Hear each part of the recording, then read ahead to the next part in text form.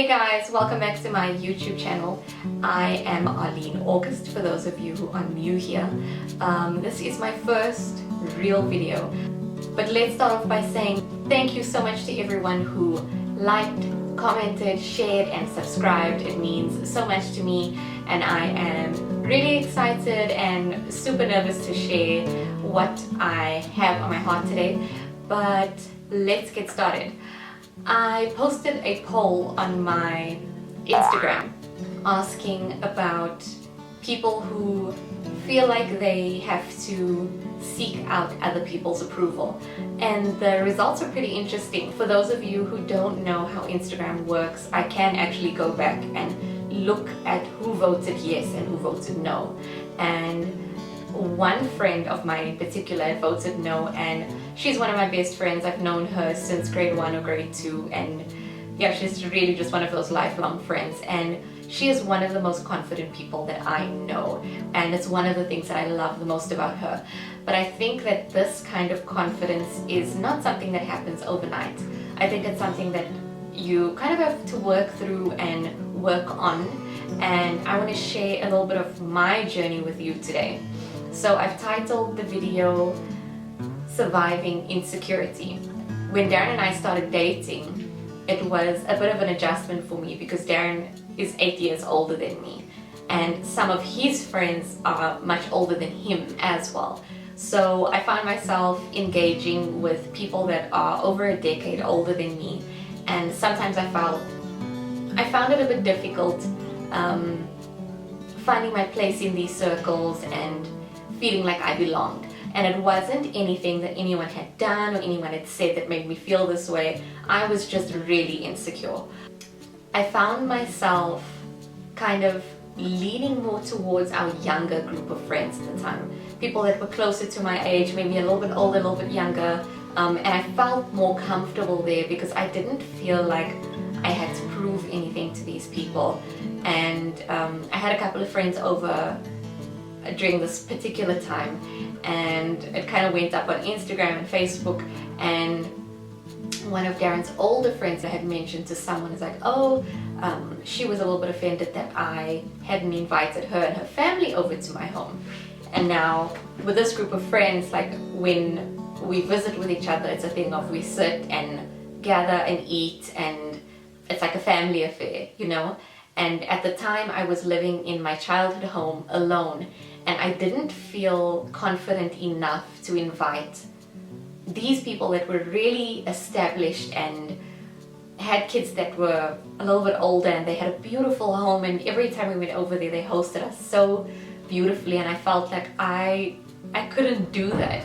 That was the main reason that I didn't invite them over. But anyway, being insecure the way that I was at the time, I felt like I needed to prove myself to them.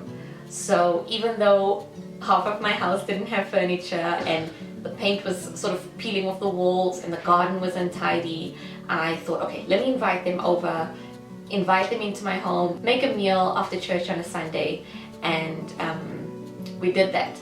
And they came over, and I don't know if you guys do this as well, but like if it's the first time somebody comes to your place, you take them around, walk them around, like this is my room, this is the bathroom, this is the kitchen, you know, just so they can familiarize themselves with the place and also show off your home to them.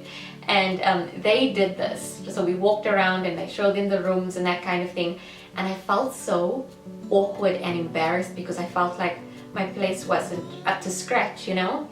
So after the lunch, by the time they had left, even though it was a decent time, I didn't completely enjoy myself because I was exhausted. I don't know if you've ever felt that way or experienced it, where you feel like you have to almost pretend and put on a mask, you know, to please people. And by the time they had left, I thought to myself, oh, no matter what I had done, no matter what I had said, it still would have been really exhausting. It would have been awkward as well. And I just realized that no matter what I say, no matter what I do, no matter where I live, no matter what I wear, people are always going to have something to say. Be it good or bad, people will always have an opinion. And I just thought, I'm not going to care so much anymore. I will care what my loved ones say and think, people that are very close to me and close to my heart. But I stopped caring about pleasing everyone, and I started to grow more comfortable in my own skin and in my surroundings. And for a while I was good. I felt secure. I felt great about myself.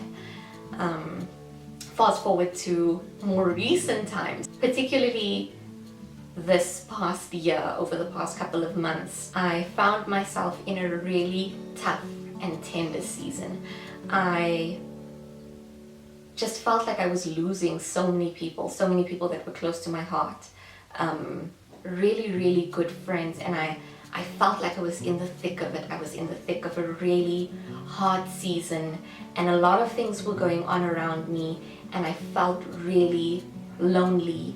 I felt like nobody could understand what I was going through, and I didn't know it at the time, but it was really a pruning season. God was taking me through a pruning season and taking away a lot of noise.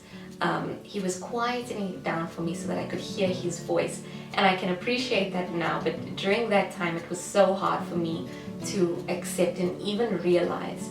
So because I was so hurt, and I was really hurt, I was really going through a lot of emotions, I began to withdraw from people. I wouldn't speak to people. I would really just keep quiet. A lot of the time I found myself hiding behind Darren and hiding behind Ezra, and I put on a mask.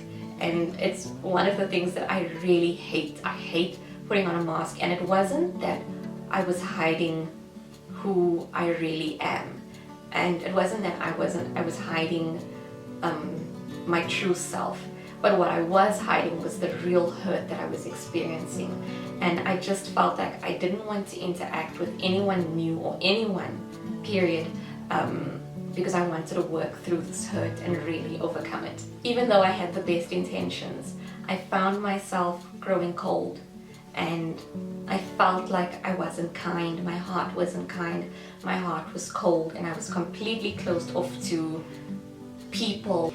Eventually, when I felt ready to kind of start speaking to people again and making friends again and engaging with people, I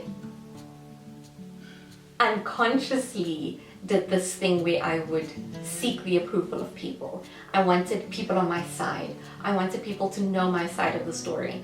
I had a lot of people say to me that they felt like I was very closed off over the past couple of months, and the truth is that I was. And I found myself like over-explaining myself and over-explaining the situation and over-explaining what I was going through and my emotions. And I didn't realize it, but I was back in that place that I was at a couple of years ago.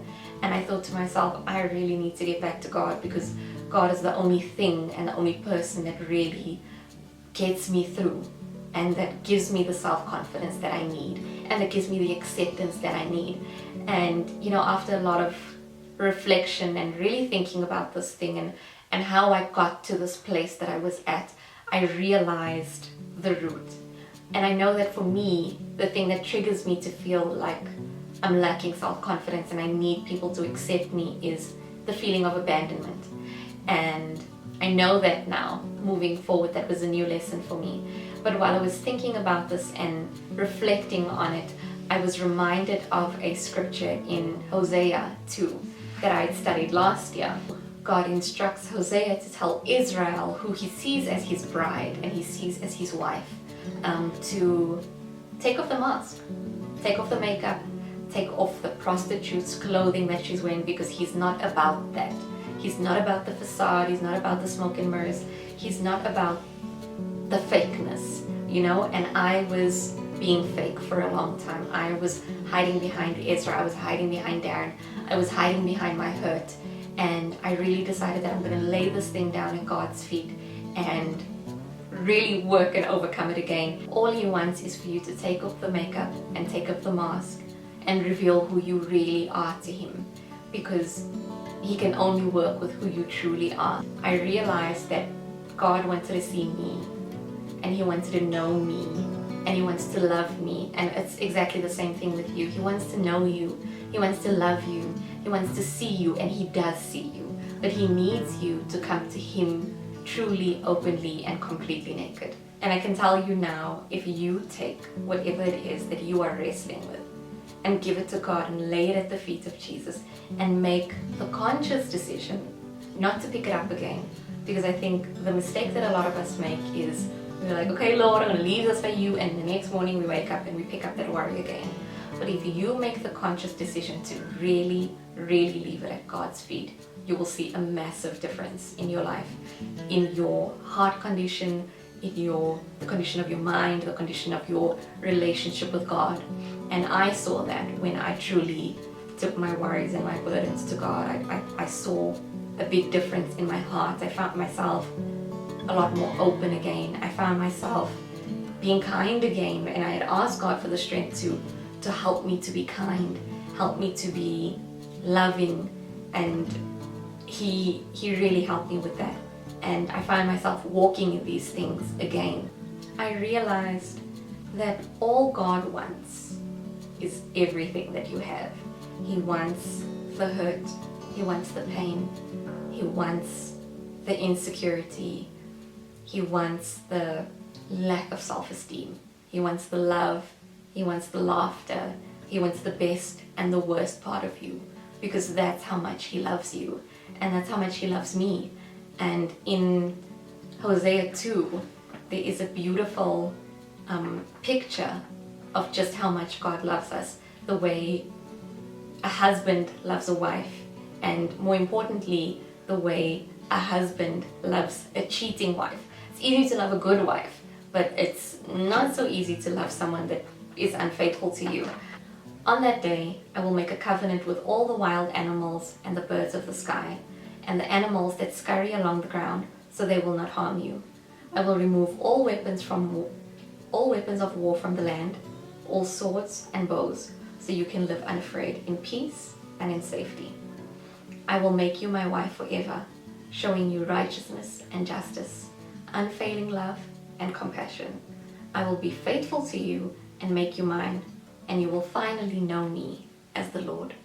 And God rewards us with all of these things, with peace and love and safety. I really just wanted to encourage you with that today. I hope that you found value in this. I hope that it will help you work and walk through your own insecurity and self-worth, and to know that God really loves you and He thinks that you are everything. So thank you so much for watching. Please like, subscribe, and comment, share your own experience with me. I would love to hear from you, and I'll see you in the next one.